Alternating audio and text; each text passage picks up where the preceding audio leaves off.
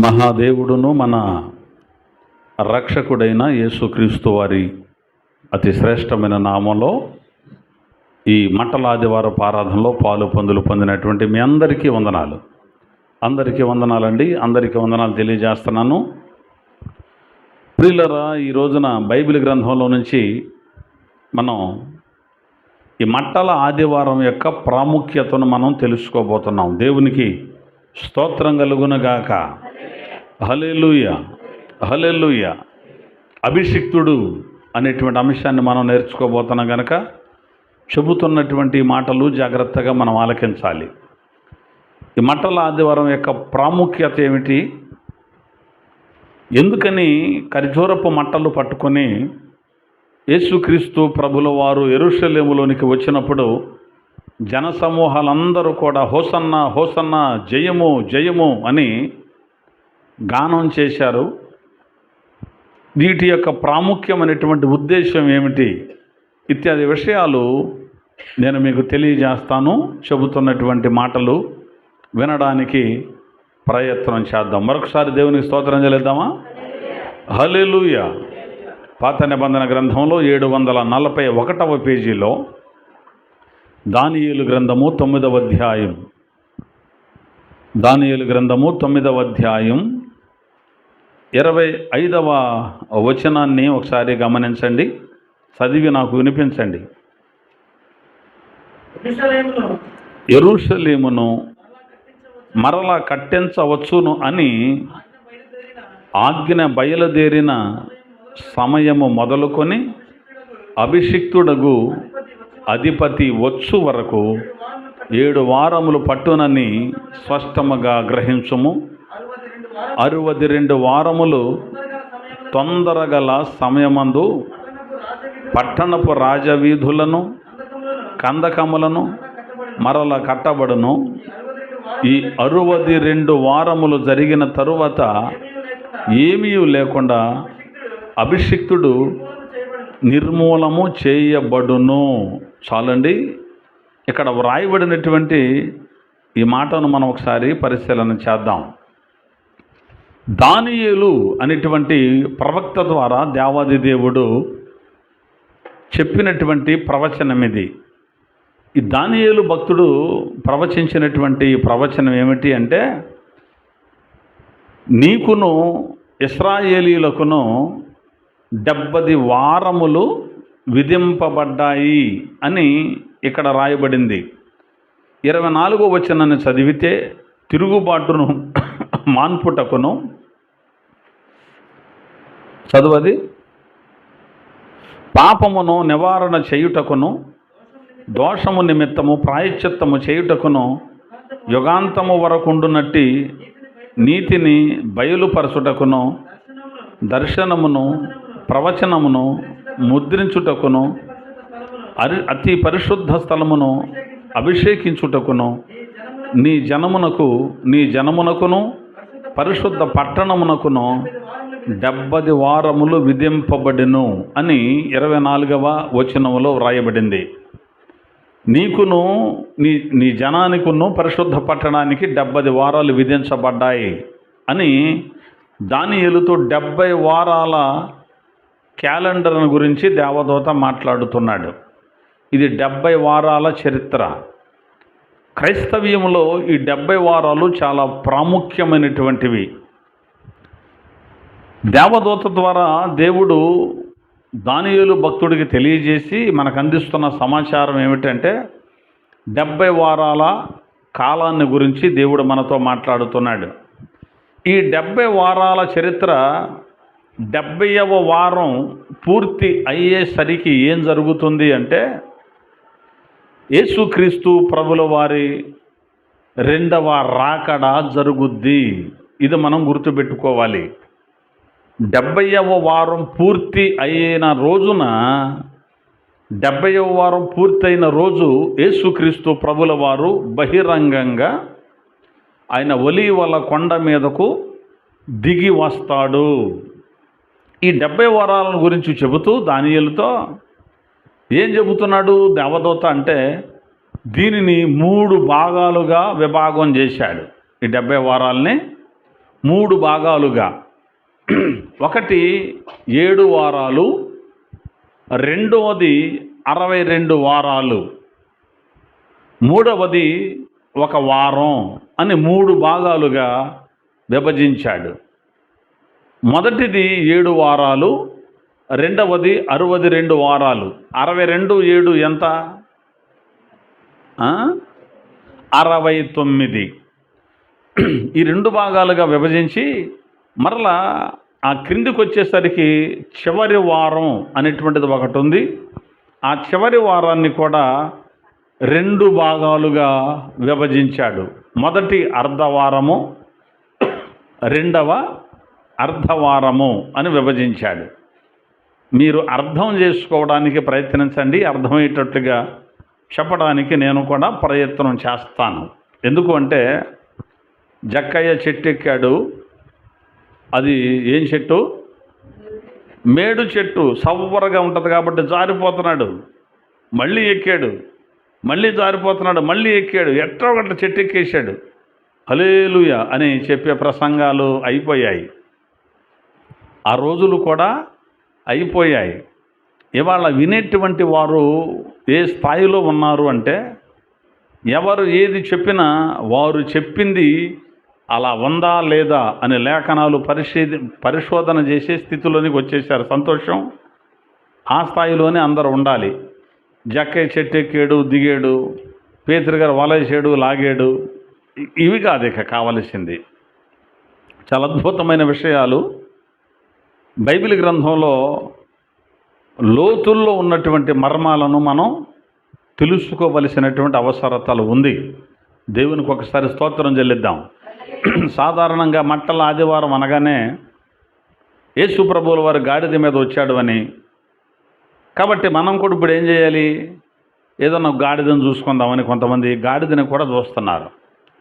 సరే, మట్టల ఆదివారం అనగానే ఏదో అటు పోయి 2 ఈత మట్టలను కోసుకొచ్చి వాటికి పువ్వులు గుచ్చి వాటిని చక్కగా అలంకరించి ఆ మట్టలు పట్టుకొని పిల్లవాళ్ళని ఎండలో పెట్టి తిప్పి, అదేమిటయ్యా అంటే ఆ రోజున యేసు ప్రభు ఊరేగేటప్పుడు మట్టలు పట్టుకు తిరిగారు కదా అన్నారు. వాళ్ళు ఏ మట్టలు పట్టుకు తిరిగారు? ఖర్జూరపు మట్టలు పట్టుకొని తిరిగారు. ఖర్జూరపు మట్టలు పట్టుకొని తిరిగాడు అని ఒక యోహాను గారు మాత్రమే రాశాడు. మిగిలిన వాళ్ళు అసలు ఆ మట్టల గురించి రాయలేదు. సరే, మొత్తం మీద ఖర్జూరపు మట్టలు పట్టుకున్నారు.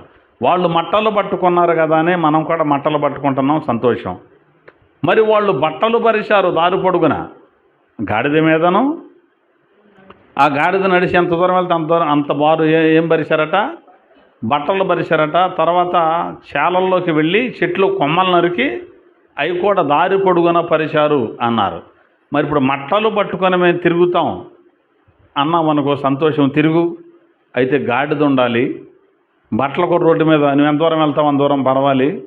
చెట్ల కొమ్మలు నరికి పరిచి నువ్వు ఎక్కడికి వెళ్ళాలి? ఊరేగింపుతో యెరూషలేములోనికి వెళ్ళాలి. మనం ఈ సందుల్లో తిరగటం, ఈ గొంతుల్లో తిరగడం కాదు. అంటే అక్షరార్థంగా ఏదో తీసుకొని అలవాటు అయిపోయినటువంటి భక్తిని చేస్తున్నారు అందరూ. మళ్ళీ పెద్దోళ్ళు తిరగరు. ఈ పిల్లవాళ్ళని మాత్రం ఎండలో దిప్పి చంపుతారు. మళ్ళీ మట్టలన్నీ ఒక చోట దాచి అటన్నింటినీ కట్టగట్టి మళ్ళీ వచ్చే బుధవారానికి, వచ్చే సంవత్సరం బుధవారం దాకా దాచి వాటిని కాల్చి ఆ బూడిద మళ్ళీ దాచుకోవటం. అర్థమవుతుందా? ఇది కాదు కావలసింది. అసలు ఈ మట్టల ఆదివారం యొక్క ప్రాముఖ్యతను మనం తెలుసుకుంటున్నాం. జాగ్రత్తగా వినడానికి ప్రయత్నం చేద్దాం. దానియేలు అనేటువంటి భక్తుడితో ఈ 70 వారాల క్యాలెండర్ గురించి మాట్లాడుతున్నాడు దేవదూత.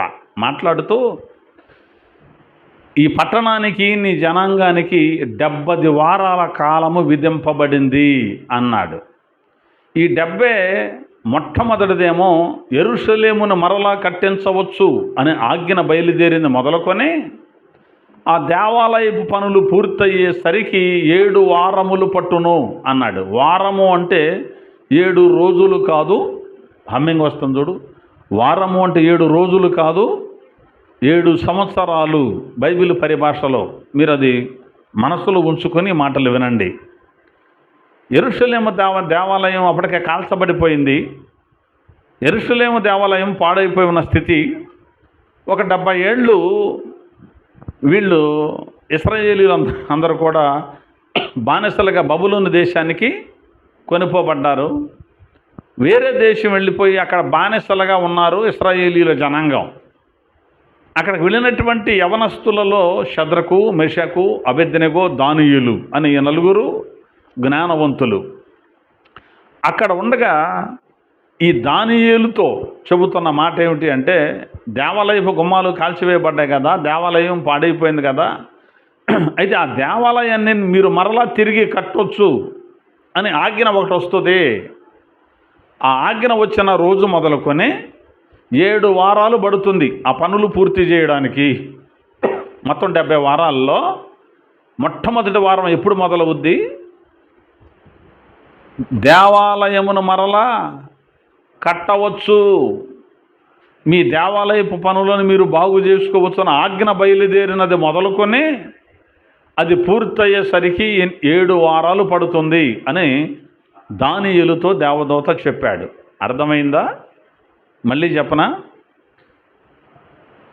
పరిశుద్ధ పట్టణానికి ఇశ్రాయేలీలకు 70 వారాలు విధింపబడ్డాయి. ఈ 70వ వారం పూర్తయ్యేసరికి యేసుక్రీస్తు ప్రభుల వారి 2వ రాకడ జరగాలి. మరి ఈ 70వ వారం ఎప్పుడు మొదలవుద్ది? ఇది 70 వారాలలో మొట్టమొదటి వారం ఎప్పుడు ప్రారంభమవుద్ది అంటే, దేవాలయాన్ని మీరు కట్టుకోండి అని రాజుగారు ఆజ్ఞాపిస్తాడట. ఆ రోజున 1, 2, 3 రోజులకి లెక్క పెట్టాలి. అలా ఆజ్ఞ మొదలైన తరువాత 7 వారాలు పూర్తయ్యేసరికి, 7 వారాలంటే 7 ఏళ్ళు 49, 7 ఏళ్ళు 49, 49 సంవత్సరాల కాలం పడుతుంది ఈ దేవాలయపు పనులు పూర్తి చేసేసరికి. అప్పటికి 7 వారాలు పూర్తవుతాయి. మరలా అక్కడ నుంచి మొదలుపెట్టి అభిషిక్తుడగు అధిపతి వచ్చు వరకు 62 వారాలు పడుతుంది అన్నాడు. 62, 7 69 వారాలు. 69 వారాలు పూర్తయ్యే రోజుకి మట్టల ఆదివారం వస్తుంది. దేవునికి మహిమ కలుగునగాక. 69 వారాలు పూర్తయ్యేసరికి అభిషిక్తుడకు అధిపతి యెరూషలేమునకు వస్తాడు అన్నాడు. సరే, దానియేలుతో ఈ ప్రవచనం చెప్పాడు, దేవాది దేవుడు చెప్పించాడు.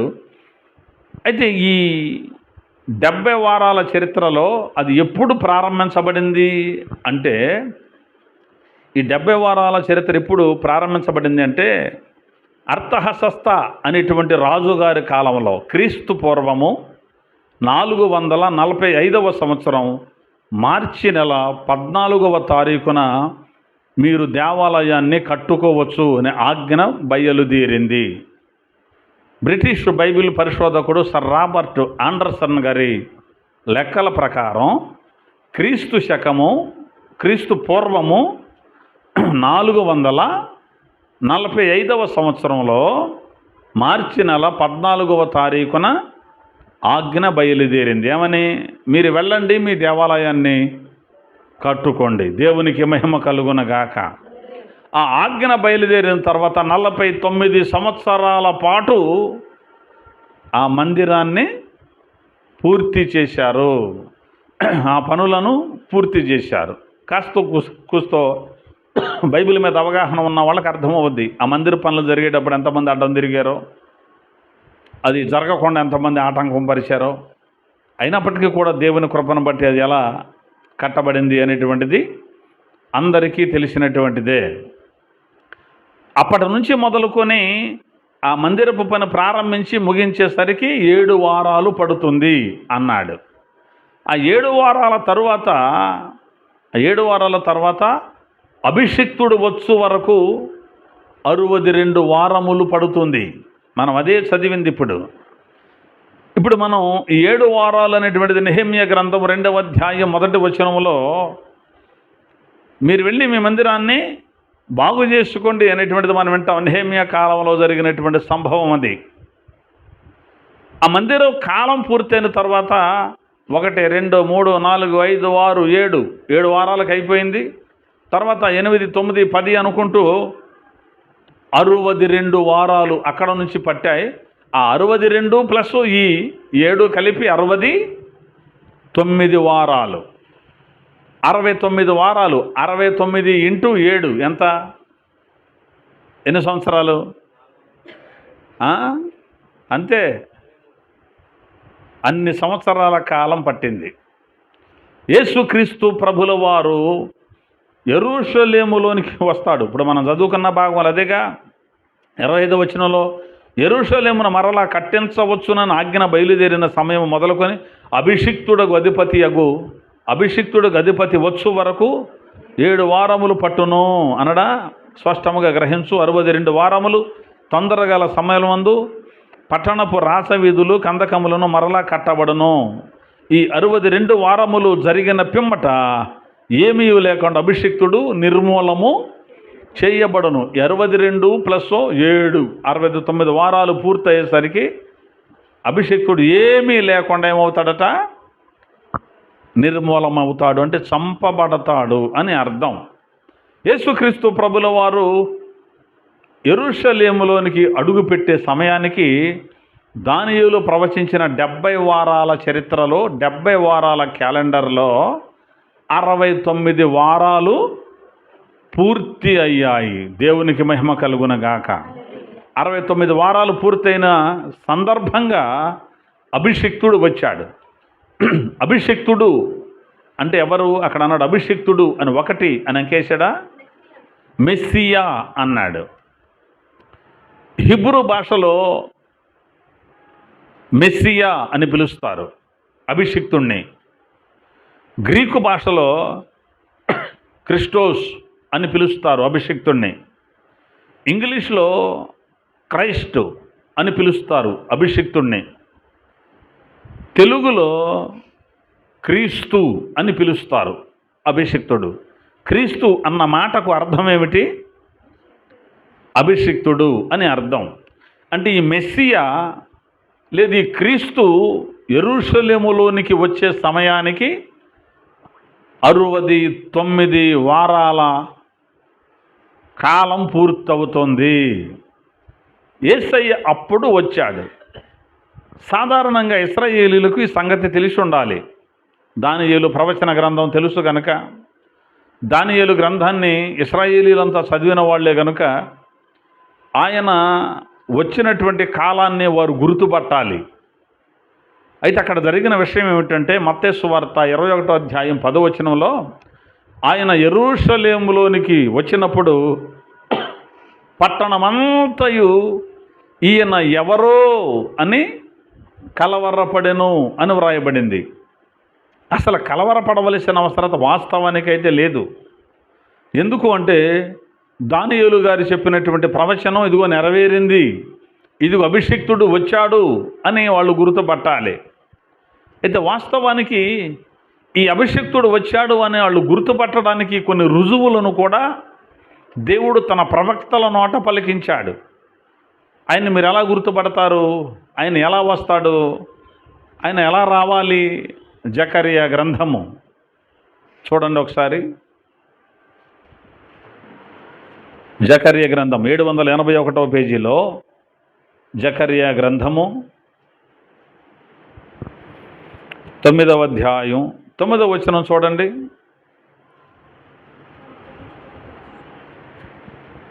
ఏడు 781వ పేజీ పాత నిబంధనలో చదవండి. బహుగా సంతోషించుడి యెరూషలేము నివాసులారా, నీ రాజు నీతిపరుడును రక్షణ గలవాడును దీనుడునై గాడిద పిల్లను ఎక్కి నీ యొద్దకు వచ్చుచున్నాడు. దేవునికి మహిమ కలుగునగాక. నీ రాజు దీనుడై గాడిద పిల్లను ఎక్కి వచ్చుచున్నాడు. ఒక గాడిద మీదే వస్తాడా? గాడిద పిల్ల మీద కూడా వస్తాడా? ఒక గాడిద, 2 గాడిదలా? గాడిద ఈ విషయాన్ని మనం గుర్తుపెట్టుకోవాలి. గాడిద కాదు ఆయన రావలసింది, గాడిదలు. దేవునికి స్తోత్రం కలుగునగాక. ఒక గాడిద మీద రాలేదండి, గాడిద పిల్లను ఎక్కి నీ దగ్గరకు వస్తున్నాడు అని జకర్యా ఏం చేశాడు? ప్రవచనం చెప్పాడు. మరి యేసు ప్రభుల వారు గాడిద ఎక్కి వచ్చాడా? గాడిద పిల్లను ఎక్కి వచ్చాడా? ఎక్కి వచ్చాడు. ఈ మాట ఎవరు చెప్పారు మనకి? జకర్యా ఇక్కడ చెప్పాడు. యేసు ప్రభు గాడిదను ఎక్కి వచ్చాడా, గాడిదని పిల్లను కూడా ఎక్కి వచ్చాడా అన్న సంగతి నలుగురు ఉన్నారు కదా సువార్థికులు. ఈ నలుగురు సువార్థికుల్లో ఒకతనే చెప్పాడు. మిగిలిన ముగ్గురు గాడిద ఎక్కి వచ్చాడు అన్నారే తప్ప గాడిద పిల్లను కూడా ఎక్కి వచ్చారు అని చెప్పినటువంటి అతను ఎవరు? మత్తయి గారు చెప్పాడు ఆ మాట. చూద్దాం. మత్తయి సువార్త 21వ అధ్యాయం 4వ వచనం చూడండి. మత్తయి సువార్త 21:4 నుంచి. ప్రవక్త వలన చెప్పబడిన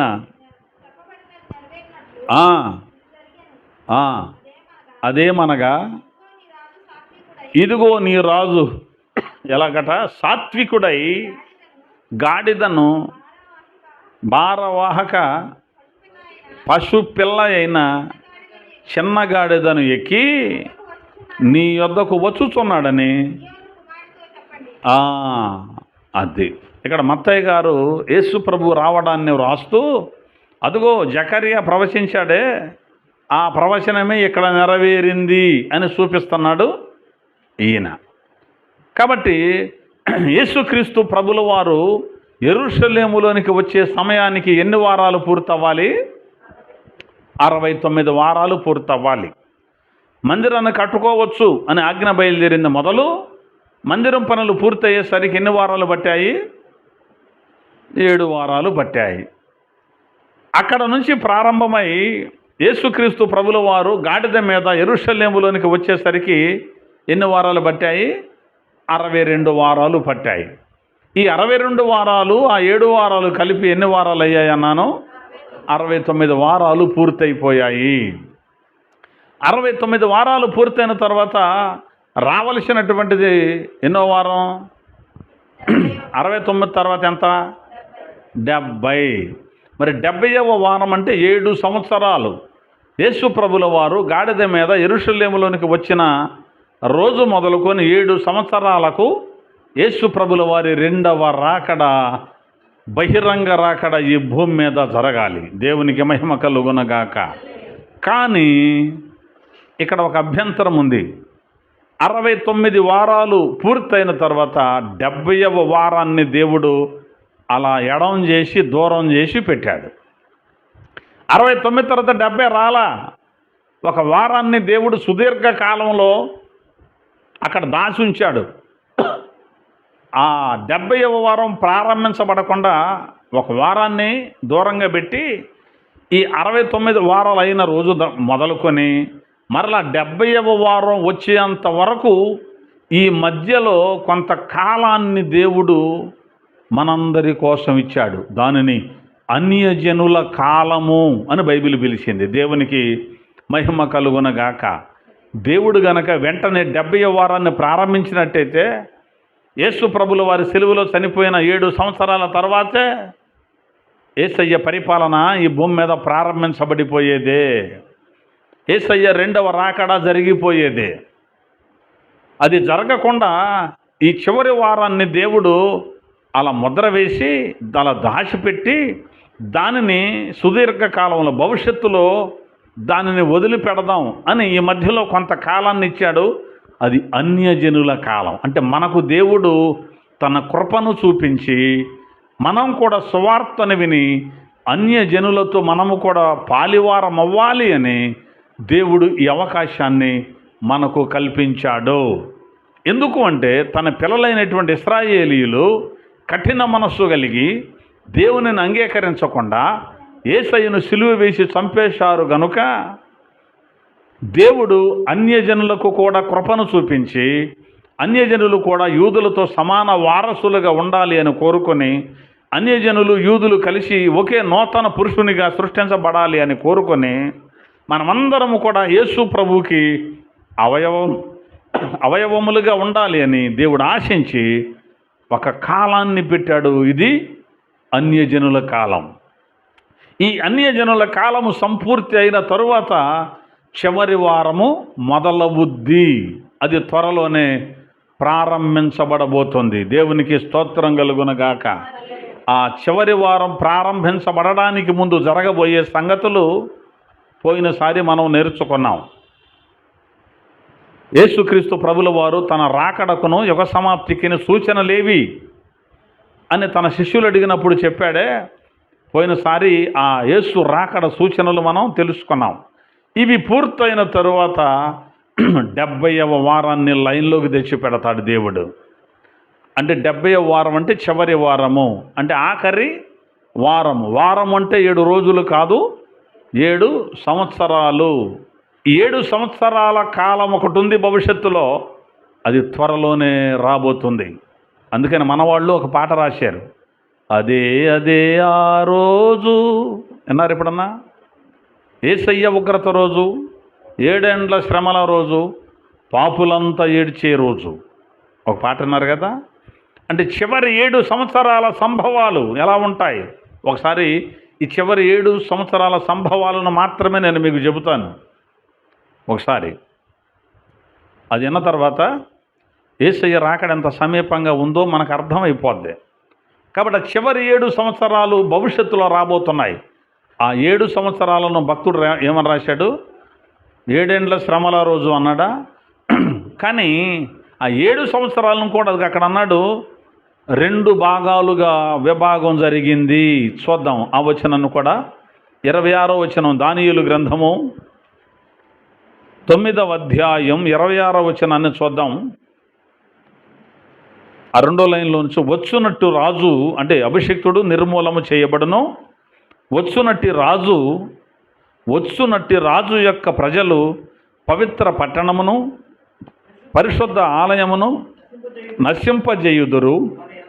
వాని అంతము హఠాత్తుగా వచ్చును, మరియు యుద్ధ కాలాంతము వరకు నాశనము జరుగునని నిర్ణయింపబడెను. అతడు అంటే వచ్చిన రాజు అన్నాడే, యాంటీ క్రైస్టు వీడే. అతడు 1 వారము వరకు అనేకులకు నిబంధనను స్థిరపరచును. ఎంతవరకు? 1 వారము అంటే 7 సంవత్సరాల సంధి అంటాం దీన్ని. నిబంధనను స్థిరపరచును. అర్ధవారమునకు బలిని నైవేద్యమును నిలిపివేయును.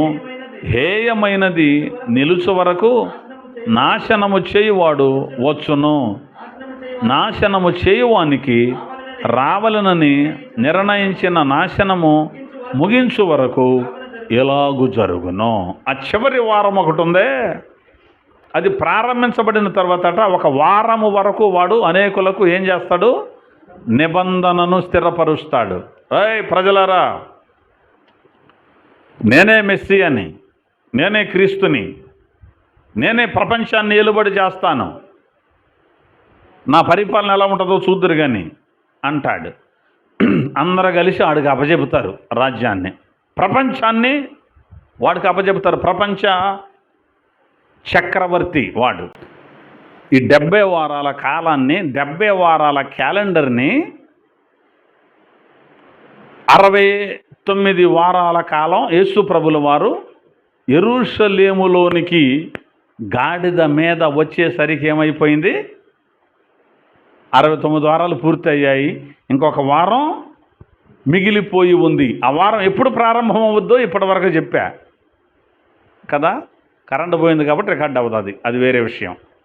అయితే యేసుక్రీస్తు ప్రభుల వారు యెరూషలేములోనికి ఎలా వస్తాడు అని జకర్యా చెప్పాడు.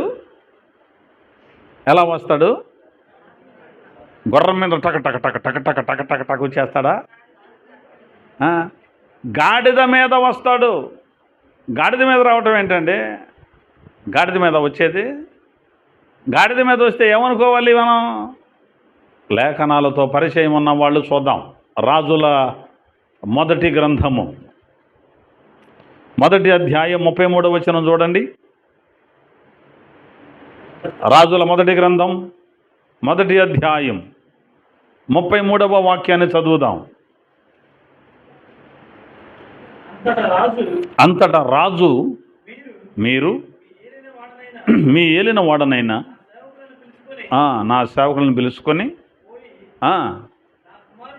నా కుమారుడైన సొలొమోనును ఏ గాడిద మీద? నా కంచర గాడిద మీద ఎక్కించి గీహోనుకు తీసుకొని పోయి యాజకుడైన సాదోకును ప్రవక్త అయిన నాతానును అక్కడ ఇశ్రాయేలీయుల మీద రాజుగా అతనికి పట్టాభిషేకం చేయాలి. చాలు. ఇక్కడ వ్రాయబడినటువంటి మాటను ఒకసారి మనం గమనిద్దాం. నాన్న కూర్చో. ఇక్కడ వ్రాయబడినటువంటి మాట ఏమిటంటే, దావీదు మహారాజు తన కుమారుడైన సొలొమోనును రాజుగా అభిషేకించి పట్టాభిషేకం చేయడానికి అదిగో కంచర గాడిద మీద నా కుమారుని ఎక్కించి తీసుకువెళ్ళండి అంటే, ఒక వ్యక్తిని గాడిద మీద ఎక్కించి తీసుకువెళుతున్నారు అంటే ఆ వ్యక్తి ఎవరు? మహారాజుగా అభిషేకం పొందడానికి నిర్ణయించబడిన వ్యక్తి అని అర్థం. అందుకే జకర్యా చెప్పాడు ఏమని? అదిగో నీ రాజు సాత్వికుడే ఏ మీద వస్తున్నాడు? గాడిదను గాడిద పిల్ల మీద ఎక్కి వస్తున్నాడు. రాజుగారు గాడిద మీద రావాలి. ఇది ప్రవచనం. అందుకే యేసుక్రీస్తు ప్రభుల వారు గాడిద మీద యెరూషలేములోనికి వచ్చినప్పుడు అప్పటికే అర్థమైపోవాలి. రాజుగారు దేని మీద రావాలి? గాడిదను గాడిద పిల్లని ఎక్కి రావాలి. ఎక్కడికి రావాలి? యెరూషలేములోనికి రావాలి. మరి ఈ జ్ఞానులకు ఆ ప్రవచనం ఎందుకు గుర్తులేదు? జకర్యా ప్రవచనం ఆనాటి ఇశ్రాయేలీలు చదవలేదా? వాళ్ళకి తెలియదా? తెలుసు. మరి ఆ ప్రవచనాలు ఎందుకు చదవలేదు? గుడ్డోళ్ళు అయిపోయారు వీళ్ళు. అర్థమైందా? గుడ్డి వాళ్ళు అయిపోయారు. ఈ ప్రవచనం అర్థం కాల. మళ్ళీ గాడిద మీద వస్తున్నాడు అనగానే ఆల్రెడీ అది గుర్తు రావాలి. రాజుల 2వ గ్రంథము 9వ అధ్యాయం 13వ వచనం కూడా చూద్దాం. రాజుల 2వ గ్రంథం 9:13.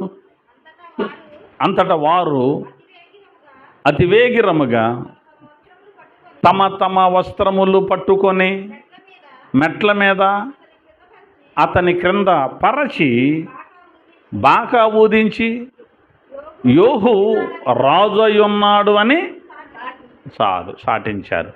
అంటే రాజుగారు అని గుర్తుపట్టడానికి మరొక సూచన ఏమిటంటే, అతడు నడుస్తున్నంత దూరం ఏం పరచాలట? బట్టలు పరచాలి. అలాగే యేసుక్రీస్తు ప్రభుల వారు గాడిద మీదకి ఎక్కినప్పుడు గాడిద మీద బట్టలు వేశారట. గాడిద క్రింద కూడా గాడిద నడిచేంత దూరం కూడా బట్టలు పరిచారు. కొమ్మలు శాలలోకి వెళ్ళి నరుక్కొచ్చి కొమ్మలు పరిచారు. ఖర్జూరపు మట్టలు చేత పట్టుకున్నారు. అంటే దేని గుర్తు ఇదంతా? ఆయన రాజు, అభిషిక్తుడు, దానియేలు ప్రవచించినటువంటి అభిషిక్తుడు, ఇదిగో ఈయనే అని దేవుడు చెప్పేశాడు. వాళ్ళు గుర్తుపట్టక సిలువేశారు. దాన్ని మనం చేసేది ఏం లేదు. దాన్ని గుర్తుపెట్టుకొని కొంతమంది ఏం చేస్తున్నారంటే ఈత మట్టల పట్టుకు తిరుగుతున్నారు. మరి బట్టలే గాడిదేది? గాడిద మీద రాజేడి? శాలలోకి వెళ్ళి కొమ్మలు నరుకొచ్చారు. మీరు నరుకురారా? పిల్లవాళ్ళు తిరిగారా? పెద్దవాళ్ళు తిరిగారా? అప్పుడు మరి ఇప్పుడు ఈ పిల్లవాళ్ళని ఎండలో చంపుతున్నారు అంటే వీళ్ళు. ఈ గాడిద మీద ఎక్కి యేసు ప్రభు యెరూషలేమైనా వెళ్ళింది. మరి వీళ్ళేంటి ఎక్కడెక్కడెక్కడ తిరుగుతున్నారు? రోడ్ల వెంబడి తిరుగుతున్నారు. చాక్లెట్ ఎత్తాను తిరగమని వీళ్ళకి చాక్లెట్ ఒకటి అప్పచెప్పి ఏమి లేదు. అన్నీ గాడిద పనులే, తలకాయ లేని పనులు అన్నమాట. ఏదో ఆర్భాటంగా చేసాం, ఇది హడావుడిగా చేసాం, ఏది మేము గొప్పగా చేసాం, ఆ సంఘం కంటే మేము మా సంఘం ఎక్కువ మంది తిరిగాం అనిపించుకోవడానికి తప్ప దాని అర్థం పర్థం లేనటువంటిది చేస్తున్నారు. పిల్లలకి ఏం తెలుసు పాపం? పెద్దవాళ్ళకి లేఖన జ్ఞానం లేక, ఏమంటే పెద్దవాళ్ళకి లేఖన జ్ఞానం లేక యేసుప్రభు వచ్చినా గుర్తుపట్టలేకపోయారు వాళ్ళు. జకర్యా చెప్పింది మర్చిపోయారు, వాళ్ళు అల్లగాల. ఈ ప్రభువు పేరట వచ్చువాడు స్తుతింపబడునుగాక అని 118వ కీర్తన 26వ చరణంలో కూడా వ్రాయబడింది. అయితే అభిషిక్తుడు ఎలా వస్తాడు అని బైబిల్ చెబుతోంది. గాడిద మీద, గాడిద పిల్ల మీద. యేసు ప్రభు అలాగే గాడిద మీద, గాడిద పిల్ల మీద. 2 గాడిదలు, ఒక గాడిద కాదు. ఒక గాడిదే బతికి ఏలాడకూడదు మనం. Okay, right. ఎందుకు వస్తాడు? దానియేలు గ్రంథం 9:26 ఏమన్నాడు? అభిషిక్తుడు అప్పుడు ఏమీ లేకుండా నిర్మూలము చేయబడును, అందుకు వస్తాడు. అబ్బా, ఎంత స్పష్టంగా రాశాడండి బాబు దానియేలు గారు. దానియేలు గారు ఎంత క్లియర్గా రాశాడు. గాడిద మీద ఊరేగుతూ యెరూషలేముకు వచ్చేది ఎందుకు? అభిషేకుడు ఎందుకు వస్తాడు? సింహాసనం మీద కూర్చొని రాజ్య పరిపాలన చేయడానికా? అందుకేనమ్మా అదే నడచవుతున్నారు. 26వ వచనం అదేనే చెబుతుంది. అభిషేక్తుడు యెరూషలేములోకి వచ్చి సింహాసనం మీద కూర్చొని ఎవరక్కడ అనడానికా వచ్చేది? ఏమీ లేకుండా నిర్మూలం అవడానికా? అమ్మ అంతేనా? మరేంటి బైబిల్ ఇంకా నాయంక చూస్తే అడుగుదరిది. ఏమీ లేకుండా నిర్మూలం చంపబడడానికి వస్తాడు. గాడి మీద ఊరేకుండా ఎందుకు వచ్చావయ్య అంటే చచ్చిపోవడానికి. ఏమీ లేకుండా నిర్మూలం చేయబడడానికి వస్తాడు. ఆయన ఆదివారం వచ్చాడు. 5వ రోజుకే యేసు ప్రభుని ఏం చేశారు? సిలువ వేసి చంపేశారు. శుక్రవారం నాడు చంపేశారు యేసయ్యని. ఈ మధ్య ఒక సంఘం బయలుదేరింది. యేసయ్య శుక్రవారం చచ్చిపోలేదు, బుధవారం చచ్చిపోయాడు. యేసయ్య ఆదివారం లేవలేదు, శనివారం లేచాడు అని చెప్తున్నారు కొంతమంది. శుక్రవారం కాదంట ఆయన చచ్చిపోయింది. అందుకే ఎవరిష్టం వాళ్ళది అయిపోయింది. ఏం చేస్తాం మరి? విశ్రాంతి దినమున తీరిగ్గా ఉన్నారండి. విశ్రాంతి అండి, ఇది ఈ విశ్రాంతి కాదు, మహావిశ్రాంతి. మహావిశ్రాంతి అని ఒకటి ఉందిలే బైబిల్లో. మహావిశ్రాంతి అంటే ఏంటో చెబుతా తర్వాత మీకు. విశ్రాంతి అంటే సరిపోద్ది ఏంటి? మహావిశ్రాంతి అని ఒకటి వస్తుంది అనమాట. 50 ఏళ్ళకు ఒకసారి, 49 సంవత్సరాల తర్వాత వస్తుంది. 49 సంవత్సరాల తర్వాత ఒకసారి వచ్చే విశ్రాంతి మహావిశ్రాంతి. అది ఇది తప్ప ఇది మరొకటి కాదు అని ఏదేదో వాళ్ళకి అర్థమైనటువంటి లెక్కలు చెబుతున్నారు. కానీ ఆదివారము తెల్లవారినప్పుడు యేసు లేచి తాను 7 దయ్యములను వెళ్ళగొట్టిన మగ్ధలేనే మరియకు మొదట కనబడెను. ఆదివారం నాడు తెల్లవారినప్పుడు యేసు ప్రభు లేచాడు అని బైబిల్లో ఉంది. శనివారం లేచాడు అని లేదు. లేకపోతే ఆదివారం లేవలేదు, ఆ రాత్రి ఎప్పుడో లేచాడు. ఎప్పుడో కాదు నాయన, ఆయన శనివారం లేచాడని చెప్పడానికి ఆస్కారం లేకుండా మార్కు సువార్త 16వ అధ్యాయం 9వ వచనంలో అన్నాడు, ఆదివారము తెల్లవారినప్పుడు. తెల్లవారింది అంతే లేఖనం, అంతేనా? శనివారం కాదు ఆయన లేచింది, ఆదివారం లేచాడు. కొంతమంది 3 గంటలకు లేచాడు అంటున్నారు. 3 గంటలకు లేచాడని ఎక్కడ రాయబడలేదు బైబిల్లో. సూర్యోదయమైనప్పుడు అని కూడా ఉంది. మళ్ళీ సూర్యోదయం అంటే తెలుసా మీకు? సూర్యుడు కనబడుతున్నాడని. సూర్యుడు కనబడ్డ తర్వాత లేచాడట యేసు ప్రభుల వారు. ఆదివారం తెల్లవారినప్పుడు లేచాడనేమో 9వ వచనంలో రాయబడింది. తెల్లవారినప్పుడు అంటే ఇక చూసుకోండి, మనోళ్ళు బ్యాండ్ పెట్టి ఏ పాట అది? జయ జయ యేసు జయ. ఆయన లేచాడేమో కానీ వీళ్ళే ముందు లేచి సమాధి దగ్గరికి వెళ్ళారు. మళ్ళీ వీళ్ళు పని కట్టుకొని ఎక్కడికి వెళ్ళారు? సమాధి దగ్గరికి వెళ్ళారు. ఆయనేమో సజీవుడు సమాధిలో ఎందుకు ఉంటాడు? సజీవుడు సమాధిలో ఉంటాడా? యేసు దేహము వారికి కనబడలేదు. పునరుద్ధానం పండుగ రోజున అదే మనం చెప్పుకునేది. ఏమైపోయిందో ఆ దేహం అనేటువంటి దాని గురించి మనం నేర్చుకోబోతున్నాం. సమాధి దగ్గరికి వెళితే దేవదూతలు అన్నారు, మీరు తలకాయ పనిచేస్తుందా మీకు? మీరు సజీవుడైన వాణిని మృతులలో వెతుకుతున్నారేంటి? ఆయన ఇక్కడ లేడు, ఆయన లేచి ఉన్నాడు అని చెప్పారు. ఈ రోజున కూడా సమాధుల దగ్గరికి వెళ్ళిపోతున్నారు జనం. పాతిపెట్టి వచ్చిన తర్వాత మళ్ళీ 3వ రోజున, 7వ రోజున, 13వ రోజున అప్పుడప్పుడు సమాధులు పండగలు చేసేవాళ్ళు ఉండరా? సమాధులు శుభ్రంగా చేయటం, అక్కడ లైటింగ్లు పెడతాం, మంచి బిర్యానీ వండి అక్కడ పెద్ద ఇస్తరు పెట్టి దాని నిండా పెడతాం. ఇవన్నీ కూడా సైతానీయమైన కార్యాలు. ఓకేనా? అయితే నిర్మూలన చేయబడడానికి వచ్చాడు. శుక్రవారం నాడు యేసుప్రభుని చంపేశారు. 40 రోజులు ఉపవాసం ఉండగా చంపేశారా యేసుప్రభుని? అండ్ 40 రోజులు ఉపవాసం ఉన్న తర్వాత పాపం ఎట్టమోసాడు ఆ సిలువ అన్నాడు ఒక ఆయన. 40 రోజులు ఆయన ఉపవాసం ఎప్పుడున్నాడు? ఈ సిలువ వేయబడింది ఎప్పుడు?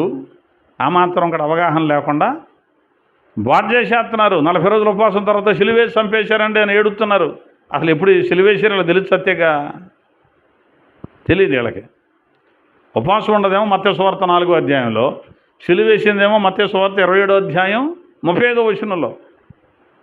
3.5 ఏళ్ళు గ్యాప్ ఉన్న మధ్యలో. ఆ రాత్రి కూడా ఆయన భోంచేశాడు. గురువారం రాత్రి తన శిష్యులను పిలిచి మేడగదిలో ఏర్పాటు చేయండిరా పస్కా పండుగను అని. పస్కా పండుగ రోజున ఆ రాత్రి ఆయన భోజనం చేసి రొట్టె విరిచి వాళ్ళకిచ్చి ద్రాక్షరసం వాళ్ళకిచ్చి యేసుప్రభుల వారు తర్వాత పండి ఆయన తోటలోకి వెళ్ళి అక్కడ ప్రార్థన చేస్తూ ఉండగా ఇస్కరియోతు యోధ కొంతమందిని తీసుకొని వెళ్ళాడు. పట్టుకున్నారు. అక్కడ నుంచి యేసయ్యను ఆ రాత్రి ప్రధాన యాజకులు పట్టుకుపోయారు, వాళ్ళ దగ్గర ఉంచారు. ఆ రాత్రి అంతా చాలా ఇబ్బంది పెట్టారు. తర్వాత పిలాతు దగ్గరికి, అక్కడ నుంచి హేరోదు దగ్గరికి, మళ్ళీ అక్కడ నుంచి మళ్ళీ పిలాతు దగ్గరికి అడిదిప్పి అడిదిప్పి ఆయన కొట్టేశారు బాగా. ఆయన శరీరం అంతా చీల్చబడిపోయింది. ఆ 6 గంటల సమయంలో ఆ తీర్పు ఖరారు చేసి పూర్తి చేసి యేసయ్య భుజం మీద సిలువ పెట్టారు. ఆయన సిలువ ఆయనే మోసుకుంటూ 6 గంటల నుంచి 9 గంటల వరకు గొల్గతా, కల్వరి, కఫాలం అనబడే స్థలానికి మోసుకు వెళ్ళాడు. అక్కడ యేసుప్రభుల వారు సిలువ వేయబడి చంపబడ్డాడు. అలా చంపబడడానికే అభిషిక్తుడు వచ్చాడు యెరూషలేముకి. ఆ తర్వాత 70వ వారం వెంటనే ప్రారంభించబడలేదు. ఆ 70వ వారం భవిష్యత్తులో దేవుడు అలా ఉంచిపెట్టి ఈ మధ్యలో మనకు అన్యజనుల కాలం అనే మన కోసం దేవుడు ఏర్పాటు చేశాడు. ఏ కాలం అది? అన్యజనులు అంటే ఎవరు? మనమే. మన కోసం దేవుడు కొంత సమయాన్ని కేటాయించాడు. దేవుడు ప్రేమ కలిగిన వాడు కనుక ఇశ్రాయేలీయులకి ఏమో ఆ సమయం ఇచ్చాడు, తర్వాత వాళ్ళని తప్పించాడు, మనకిచ్చాడు టైము. ఇప్పుడు మనం ఇశ్రాయేలీయుల మీద అతిశయపడకూడదు. వాళ్ళు ఇంకా గుడ్డోళ్ళు, వాళ్ళకి గుర్తుపట్టలేదు, వాళ్ళు అలా కాలేదు. దేవుడు మాకు అవకాశం ఇచ్చాడని వాళ్ళనే తీసి పడేయొద్దు. ఒకళ్ళ తీసి పడేసే లెక్క అయితే పౌలు భక్తుడు ఏం చెప్పాడంటే, వాళ్ళు ఒరిజినల్ ఒలివ చెట్టు వాళ్ళు, మనమేమో అడవి ఒలివ చెట్లు మనం. అయితే మనలను ఆ ఒరిజినల్ ఒలివ చెట్టుకు అంటుకట్టదామని ఆ ఒరిజినల్ ఒలివ చెట్టు కొమ్మల్ని నరికేసాడు. అవి నరకబడ్డాయి, అవి ఊడి కింద పడ్డాయి. అప్పుడు ఈ అడవి ఈ కొమ్మలను తీసుకొచ్చి ఒరిజినల్ మొక్కకే అంటుకట్టేసరికి అంటుకట్టబడి మనం దాని సారాన్ని పొందుకున్నాం. ఇప్పుడు కింద పడిపోయిన ఒరిజినల్ కొమ్మలను చూసి హీ అన్నావు అనుకో, పౌలు అంటాడు, అరే స్వభావ విరుద్ధమైన నిన్నే తీసుకొచ్చి ఈ ఒరిజినల్కి అంటుకట్టగలిగిన వాడు మళ్ళీ నిన్ను తీసి ఆ సొంత దాన్ని తీసి కట్టలేడు అనుకుంటున్నావేంటి? ఊళ్ళ దగ్గర పెట్టుకొని జాగ్రత్తగా ఉండండి అన్నాడు అన్యజనుల్ని. ఇశ్రాయేలీయుల్ని ఏదో తీసి పడేస్తున్నావు అనుకుంటున్నావేమో. దేవుడు వారికి కొంత మటుకు కఠిన మనసు ఇచ్చాడు అంతే. ఎందుకంటే మనం ప్రవేశించడానికి మనం కూడా అవకాశం ఉండడం కోసం వాళ్ళని తప్పించి మనకిచ్చాడు అవకాశం. అతిశయపడక లోబడి ఉండు అన్నాడు. వాళ్ళు మనం అందరం కలిసి ఒకే శరీరం అవడానికి వాళ్ళు కొంత మట్టుకు వాళ్ళకి కఠిన మనసు రావడం మంచిది. అయితే మరి ఇశ్రాయేలీయులకు రక్షణ లేదా? విమోచకుడు సియోనులో నుండి వస్తాడు, ఇశ్రాయేలీయులను కూడా రక్షిస్తాడు. మనం అందరం కలిసి ఒక నూతన పురుషునిగా సృష్టించబడతాం. అందరం కలిసి ఒకే దేహంలో క్రీస్తులో అవయవంలో అవుతాం. అందుకోసం ఈ అవకాశం అన్యజనులైన మనకు కూడా దేవుడిచ్చాడు. ఆ చివరి వారాన్ని కాస్త దూరంగా పెట్టి దేవుడు ఉంచాడు. ఇదే మిక్కిలి అనుకూలమైన సమయం. ఇది రక్షణ దినం. ఇప్పుడు గనక మనం రాకపోతే ఇక అవకాశం లేదు. ఇప్పుడు బాప్తిసం పొందకపోతే అవకాశం లేదు. ఇప్పుడు క్రీస్తులోని కనుక మనం కట్టబడకపోతే మనం క్రీస్తుతోటి వారసులు అవ్వడానికి అర్హతను కోల్పోతాం. కాబట్టి 70 వారాల క్యాలెండర్లో యేసయ్య యెరూషలేముకు రావడంతో 69 వారాలు పూర్తయిపోయాయి. ఇంకొక వారం మిగిలింది. యేసయ్య ఎందుకు వచ్చాడు, ఆయన ఎలా వచ్చాడు అంటే గాడిద మీద వచ్చాడు. ఆయన వాళ్ళు గుర్తుపట్టలేదు. రెండవది ఎందుకు వచ్చాడు అంటే ఆయన నిర్మూలం అవ్వడానికి వచ్చాడు. ఇక మిగిలినటువంటి వారం చివరిలో ఉంది. అది త్వరలోనే సంభవించబోతుంది. ఆ వారం ప్రారంభించబడిన తర్వాత యాంటీక్రైస్తు అర్ధవారం మాత్రమే పరిపాలన చేస్తాడు. ఆ అర్ధవారం శ్రమల కాలము అంటారు. రెండవ అర్ధవారం ఉగ్రత కాలము అంటారు. ఉగ్రతలో సంఘం ఉండదు, శ్రమలలో సంఘం ఉంటుంది. ఉగ్రతలో సంఘము ఉండదు. ఈ 7 సంవత్సరాలు పూర్తయిన తరువాత యేసయ్య భూమి మీదకు డైరెక్ట్గా దిగొస్తాడు. ఇది గుర్తుపెట్టుకోవాలి. ఈ రాకడ 2 భాగాలు. ఒకటి ర్యాప్చర్ అంటే మనం ఎత్తబడతాం. ఎప్పుడు ఎత్తబడతాం? ఆయన వచ్చినప్పుడు ఎత్తబడతాం. అది మొదటి 3:30లో జరుగుద్ది. ఎత్తబడిన మనము 7 ఏండ్లు పూర్తయ్యేసరికి ఆయనతో కలిసి భూమి మీదకు వస్తాం. 1000 ఏండ్ల పరిపాలన యేసయ్యతో కలిసి మనం కూడా చేస్తాము. ఆయన రాజ్యము అంతము లేనిదై ఉండును అని ఉంది. ఆయన మళ్ళీ ఎందుకు వస్తాడు? రాజ్య పరిపాలన చేయడానికి. లూకా సువార్త ఇది చెప్పి ముగించేస్తాను. 1వ అధ్యాయం 32వ వచనం చూడండి. లూకా సువార్త 1వ అధ్యాయం 32, 33. ఆయన గొప్పవాడై సర్వోన్నతుని కుమారుడు అనబడును. ప్రభువైన దేవుడు ఆయన తండ్రి అయిన దావీదు సింహాసనమును ఆయనకిచ్చును. ఆయన యాకోబు వంశస్థులను యుగ యుగములు ఏలును. ఆయన రాజ్యము అంతము లేనిదే ఉండునని ఆమెతో చెప్పాను. గబ్రియేలు దేవదూత మరియతో చెప్పిన ప్రవచనం ఇది. నీకు పుట్టబోయే శిశువు ఎవరో కాదు, దావీదు సింహాసనం మీద కూర్చొని ఇశ్రాయేలీలను యాకోబు వంశస్థులను యుగయుగాలు ఏలతాడు అని యేసయ్య పుట్టినప్పుడు ప్రవచనం. అది మరి నెరవేరిందా? అది నెరవేరిందా? యేసయ్య యుగయుగాలు పరిపాలన చేశాడా ఈ భూమి మీద? చంపబడ్డా? ఏమ్మా అదే అండి. యేసు ప్రభుల వారు యుగయుగాలు రాజ్యాన్ని చేశాడా దావీదు సింహాసనం మీద కూర్చొని? చేయలేదు ఇంకా. మరి పుట్టినప్పుడు చెప్పిన ఆ ప్రవచనం ఏమవుతుంది? ఇప్పుడు అదే తొందరలో నెరవేరబోయేది. అదేంటయ్యా అక్కడ ఇట్లా రాశాడంటే అది మరి అంతకుముందు నిర్మూలం అవుతాడని రాశాడు. మరి దానియేలు అది జరగాలి కాబట్టి నిర్మూలం అయిపోయాడు. మళ్ళీ వచ్చినప్పుడు ఏళ్తాడు, యుగయుగాలు ఏలతాడు. మళ్ళీ ఇక్కడ ఒక సమస్య మొదలవుద్ది. యుగయుగాలు ఏలతాడు అన్నారు, మరి 1000 సంవత్సరాలు అంటారేంటి మీరు? యుగయుగాలు అంటే మళ్ళీ 1000 అంటారేమిటి? 1000 అంటే 1000 కాదు, యుగయుగాలు అని అర్థం అని చెబుతారు చర్చ్ ఆఫ్ క్రైస్ట్ వారు. కాదు, 1000 అంటే 1000. యుగయుగాలు అంటే ఇది కాదు, మరొకటి ఉంది. అది బైబిల్ తరగతుల్లో నేను తెలియజేశా. కాబట్టి యుగాలు ఏలతాడు అంటే ఇప్పుడు వాళ్ళ లెక్క ప్రకారం 1000 ఏండ్ల పరిపాలన సాగుతుంది ఇక్కడ. ఇంకా ఇట్టగే ఉండిపోద్ది. రెండో పునరుద్ధానం కూడా లేదు. ఇప్పుడు ఏది పాపుల పునరుద్ధానం ఒకటి ఉంది కదా, అది కూడా లేదు వాళ్ళ లెక్కలో. దీంతో ముడిపడి ఉంటాయి అన్నమాట అవన్నీ లింకులు. అవన్నీ చెప్పి మిమ్మల్ని గందరగోళం చేస్తారు. కాబట్టి వాటి విషయంలో మనం ముందుగా తెలుసుకోవాలని బైబిల్ తరగతుల్లో ఈ సంగతులన్నీ ముందే నేను ఇక్కడ కొంతమంది ఉన్నారు వాళ్ళు వినేశారు. కాబట్టి యేసయ్య రాజ్యం త్వరలో రాబోతుంది. ఈ భూమి మీద యేసయ్య 1000 ఏండ్ల పరిపాలన కొనసాగించబోతున్నాడు. కాబట్టి ఇంకా ఏదో మట్టలు పట్టుకొని అటు పువ్వులు గుచ్చుకొని పొళ్ళన్నీ బయట పెట్టి కళ్ళన్నీ మూసుకుంటారు, రోడ్లు ఏమిటి తిరగొద్దు. మీరు అర్థమవుతుందా? అటు పిచ్చ పనులు పనికిమాలిన పనులన్నీ మనం చేయొద్దు.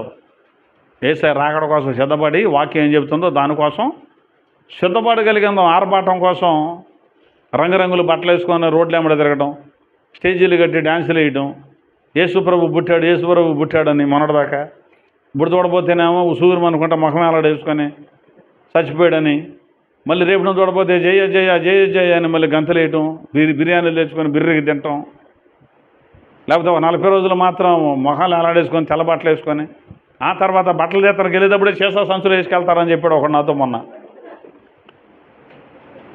ఎక్కడికో వెళ్ళి తీసేయాలంటది.